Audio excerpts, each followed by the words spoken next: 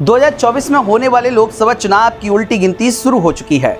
India गठबंधन हो या फिर एनडीए गठबंधन, दोनों ही तरफ से तैयारियां भी पूरी हैं। लेकिन विपक्षी गठबंधन की अगर हम बात करें तो अभी विपक्षी गठबंधन में एक बहुत बड़ा असमंजस चल रहा है।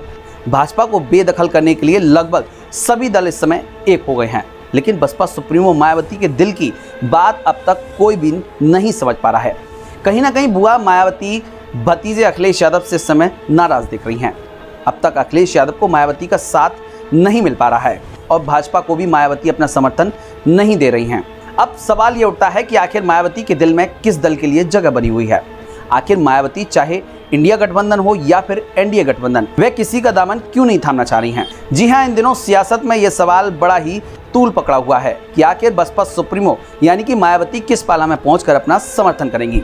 लेकिन अब इन सभी सवालों का जवाब हमारे पास है और इसके पीछे की वजह भी जो निकलकर सामने आई है उसको सुनकर पक्ष और विपक्ष इस समय दोनों ही हैरान हैं। दोनों ही गठबंधन यह सोचने के लिए मजबूर हैं कि आखिर बसपा सुप्रीमो मायावती ने यह पूरा प्लान किसके लिए बनाया है। मायावती का यह पूरा प्लान यदि आप भी सुनेंगे तो आप समझ लीजिए कि आप भी चौंक जाएंगे। आखिर 2024 में होने वाले लोकसभा चुनाव को लेकर मायावती की क्या रणनीति है, यह सब कुछ हम आपको बताएंगे। लेकिन उससे पहले यदि आप हमारे चैनल पर नए हैं तो चैनल को सब्सक्राइब करें, फॉलो करें, वीडियो को लाइक करें और खबर के अंत तक आप हमारे साथ बने रहिए। चलिए अब हम बात करते हैं मुद्दे की। दरअसल बहुजन समाज पार्टी की अध्यक्ष यानी कि मायावती ने राजस्थान और मध्य प्रदेश समेत 4 राज्यों के आगामी विधानसभा चुनाव और अगला 2024 में होने वाला लोकसभा चुनाव अपने बलबूते लड़ने का उन्होंने ऐलान किया है। मायावती ने तस्वीर को साफ करते हुए कहा कि फिलहाल के लिए उनकी पार्टी यानी कि बसपा ना तो इंडिया और ना ही एनडीए गठबंधन के साथ जाएगी। प्रदेश की 4 बार सीएम रह चुकी मायावती ने यह साफ कह दिया है कि बसपा के लिए गठबंधन करके कोई भी चुनाव लड़ने का सवाल ही पैदा नहीं होता, इसलिए फेक न्यूज को बिल्कुल भी न फैलाया जाए।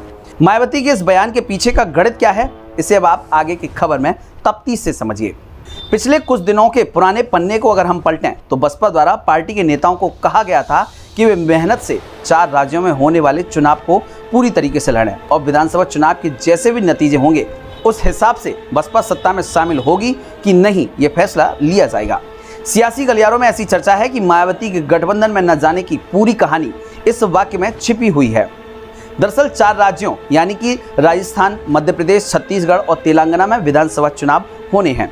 इन सभी राज्यों में बसपा अपने कैडर के सहारे जहां कांग्रेस से लड़ ही रही है, वहीं भाजपा भी उसके लिए एक चुनौती है। ऐसे में बसपा कभी नहीं चाहेगी कि उसका कैडर या वोटर किसी भी तरीके से अभी से कंफ्यूज हो जाए कि बसपा इंडिया गठबंधन या फिर एनडीए गठबंधन के साथ में है। इन 4 राज्यों में चुनाव तो बसपा के लिए महत्वपूर्ण है ही, लेकिन इन 4 राज्यों के चुनाव के साथ बसपा के नेशनल कोऑर्डिनेटर यानी कि मायावती के भतीजे आकाश आनंद की राजनीतिक ताकत भी दांव पर लगी हुई है। जहां राजस्थान, मध्य प्रदेश, छत्तीसगढ़ और पटना में आकाश आनंद ने रैलियां की, वहीं तेलंगाना में भी बसपा की तरफ से वीआरएस लेकर राजनीति में आए आईएएस आरएस प्रवीण कुमार कमान संभाले हुए हैं। यहां तक कि आरएस प्रवीण कुमार को मायावती ने तेलंगाना में बसपा का मुख्यमंत्री का चेहरा तक घोषित कर दिया है।